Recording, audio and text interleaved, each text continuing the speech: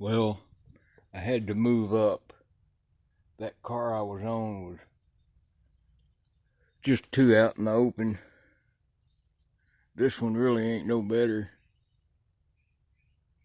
Wish I could get in that gondola. Man.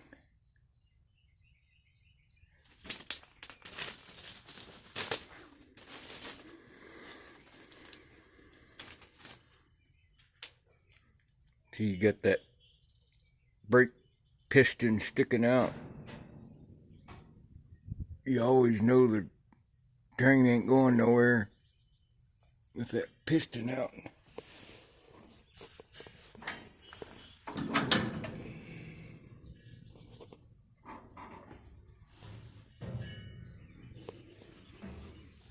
So anytime you see that piston out like that, the brakes are applied.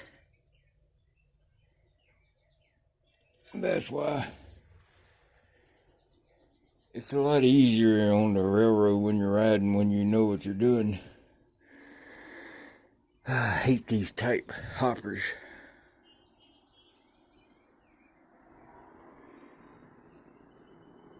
I tried putting my pack right there, but it just sticks out too much.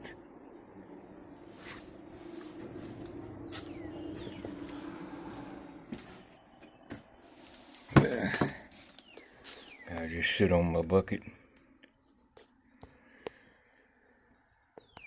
Well, I guess I could talk about while we're waiting to pull.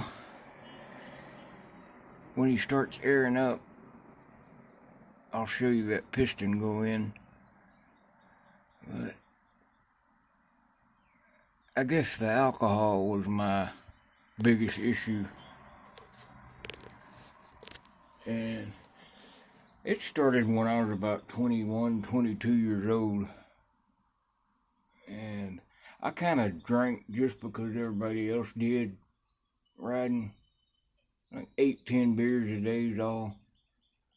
But by 1993 and 94, I was drinking, at least 18 to 24 beers a day. And every time I'd quit drinking, I'd get the shakes and puke and couldn't eat or sleep, sweat, weird dreams. And that just progressively got worse until about 7 years ago, when my stomach swole out I looked like I was pregnant. Went to the hospital and they did a procedure called paracentesis, where they stick a needle under the belly button and drain the fluid off, because your liver doesn't work right, and the osmosis of the liver dispels water fluids into your surrounding tissue, and naturally gravity pushes it down, so your feet and toes balloon out in your belly. And they got 4.5 liters off that first time, and they put me in a nursing home in Arkansas, in Pine Bluff. About 2 months in there, and then I got out. Went about 4 months without drinking, started again. I kept telling myself, well, maybe it was just a fluke that time it happened. Nope, happened again. This time I had esophageal varices. I was in Baton Rouge, waiting to get feeling better where I could go see my mom. And that morning I woke up, had a beer, and threw it up, and it was like chopped up jello. It was coagulated blood. So back to the ER, they did surgery on my esophagus to tie off them arteries, and quit bleeding, thank God. Then about a week later, had another one, and that one I almost died. They had to give me a platelet and a blood transfusion. I'd lost so much blood they couldn't get an IV in, so they had to do a femoral IV down in the groin. And I was about 3.5 months in the nursing home when that happened, over in Plaquemine, Louisiana, across from Baton Rouge. I got out and I had like maybe 2 months, and I had my 3 beers one day and just got so sick. And ever since then, 4 years, 9 months ago, I haven't had a drink. It wasn't a matter of AA or counseling or anything. It was a matter of life and death. It was either quit and live or continue to drink and die. I think we just bumped in, the power bumped into us. So he'll be airing up here shortly.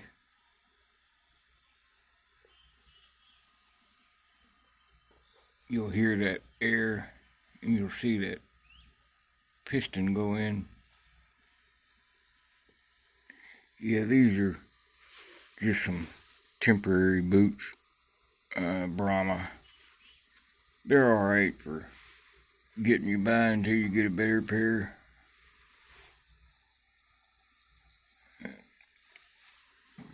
Yeah, there we go. So watch that piston. It'll go in.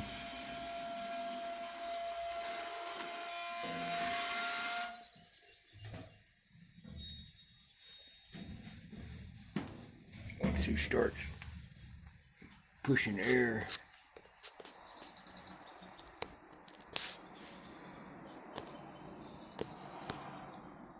If he does, well, you know, I could put my pack over here, I guess. I mean, the contrast between the light and dark's pretty good. If it was sunny, it'd even be better. Hard to see into the shadows. But we should be leaving here pretty soon.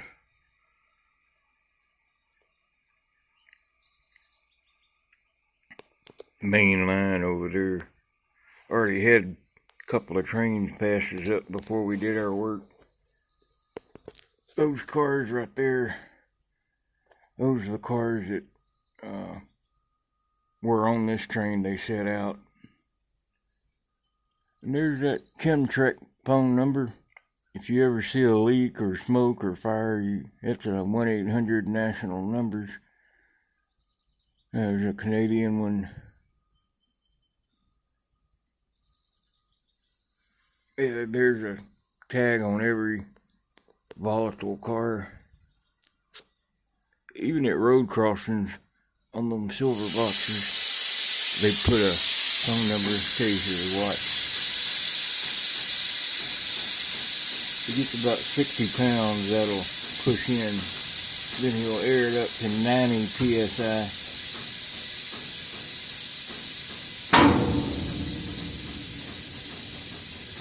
Yeah, he's adding air to release the brakes.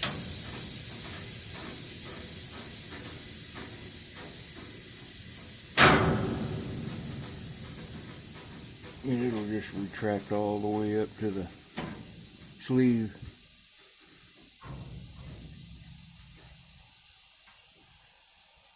Almost.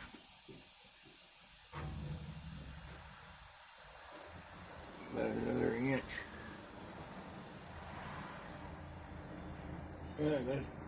Now, if you're on a train and you see that piston like that, well, you could pull anytime. That's why doing this right here is kind of ballsy.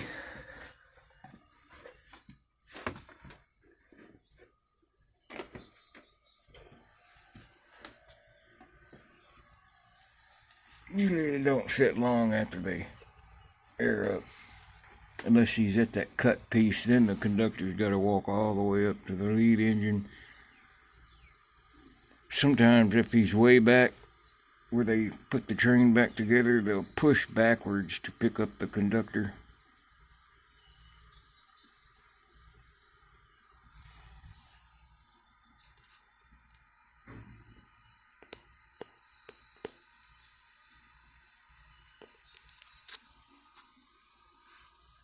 I'm just going to let this be a long video. if you don't mind watching if we're stuck here several minutes.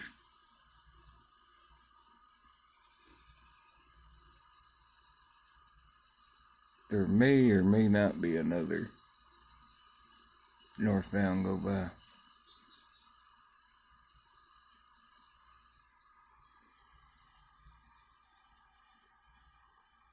Yeah, there's every real rider, there is a strict code. It's called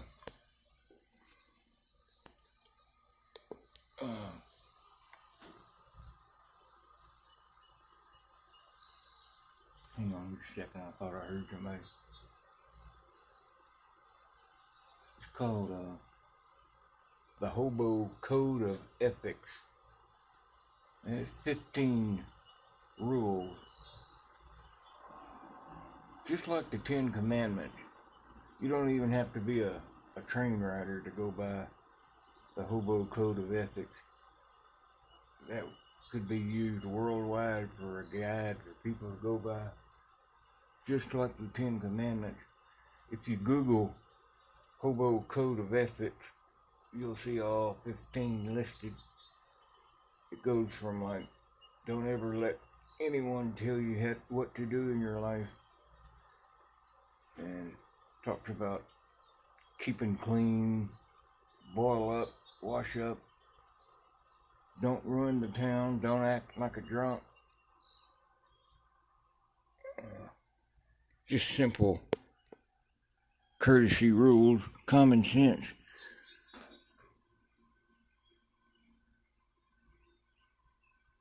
Also, you can Google hobo symbols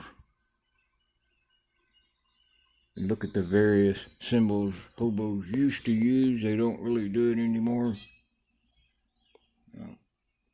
They would be etched or carved into telephone poles or tree trunk, rode under a bridge, but it was usually placed where it wouldn't weather away. That's why they carved them into tree trunks or phone poles. But they're various symbols telling you where to get water, if there's a bad guy around, where a free doctor is, where you can get a free meal for work. There's different symbols for different things like that. There's even one good place to catch out. It's kind of a small locomotive with a couple of lines on top. What's bad about not hearing good? Used to, you could hear somebody 2-3 cars away walk up the tracks. But now, by the time I hear somebody, they're right on me. And I'm kind of more or less mean workers.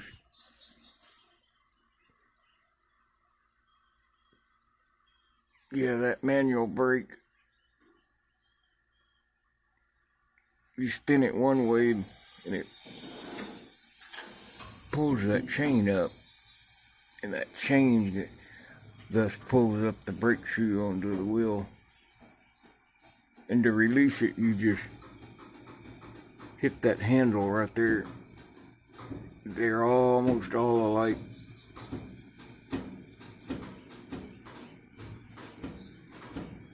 See, there must be another train. He's already lowering the air pressure. That piston comes back out. So he was just doing an air test probably. We're going to be here a pretty good while, I imagine. They'll do that. If they unhook from the train, they'll push the air up to 90 pounds to release the brakes. Then they'll test that EOT device. I'll do a video on those. That blinking red light on the end of every train. It's got a little antenna on it. And if there's ever a drop in pressure that doesn't coincide with the locomotive, it'll send that train into emergency, and the engineer will stop it. Conductor will walk the train to find out why. Usually it's a hose with a bad ring or a burst. Yeah, I should do a video on them hoses, how they hook together. Oh, there we go again. I almost cut the camera off.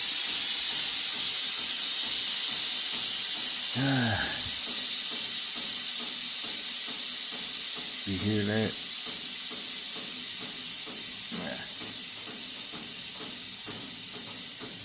Hope I can get us rolling in this video.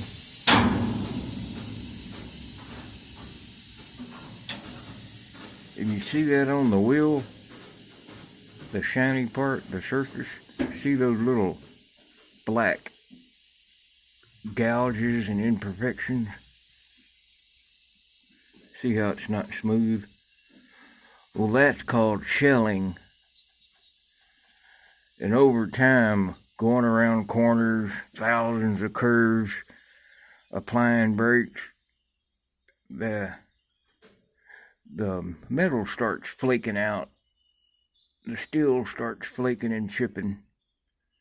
I've seen them a lot worse. And sometimes the brakes will apply so hard the axle will stop and just skid on the track. And that creates a bald place in the wheel. And that's where you get your boom, boom, boom, boom, boom, boom, boom, boom, boom, boom. We call them square tires or a flat tire. Well, I'm talking so much. No wonder I can't hear anybody walk up. You know, I could get in there, at least under that's that reservoir, air reservoir, get in between them pipes. Not in that hole, but underneath it, if it started raining.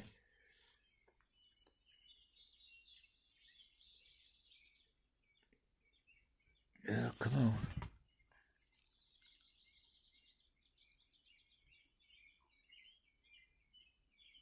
Yeah, each axle, 6,000 pounds, about 3 tons per axle.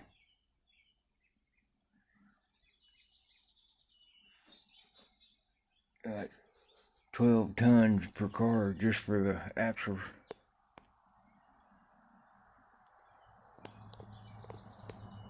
And down south, I've seen tankers, big tank cars with eight axles on it. Got 2 tandems on each side, and they pivot on a center point.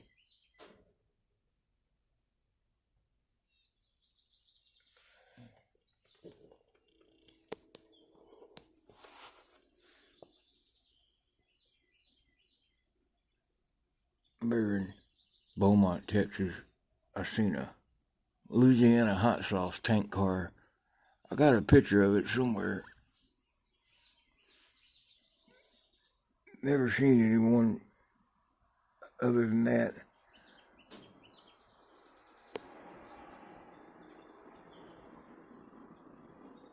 Could be a number or anything we're waiting here. See, piston's back out. He just dropped the air.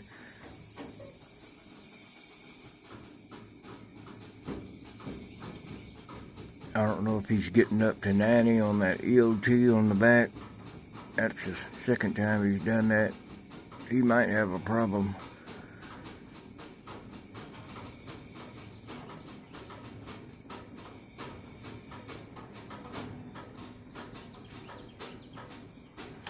Well, this is going to be a boring video if we don't start rolling.